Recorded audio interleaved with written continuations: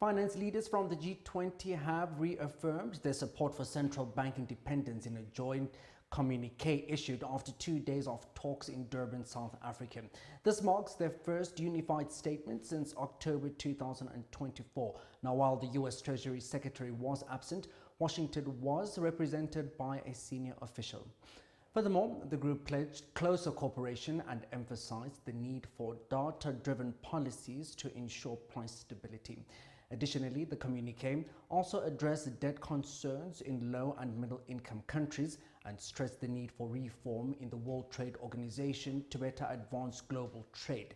Now, let's listen to some of the key takeaways from an earlier joint media briefing following the third finance ministers and central bank governors meeting.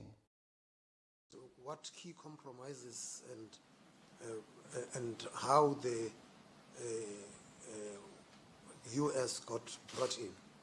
The process of a communique is a very long one, and I commend the two gentlemen who led that process, Rashad Kasim and DG Petersen.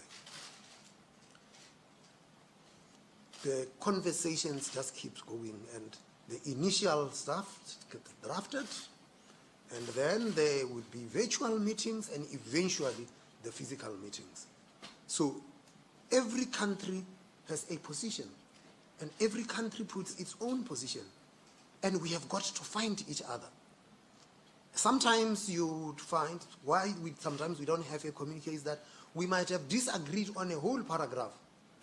And the easiest thing would be, if we disagree on one paragraph, why don't you just remove the paragraph because you agree on the rest? Says, no. It's give and take. I am not going to agree to the other stuff unless you also agree on this paragraph. And you have got to find language that accommodates each other. And it takes the poor gentlemen hardly slept because they had to deal with that. So that is the nature of communication.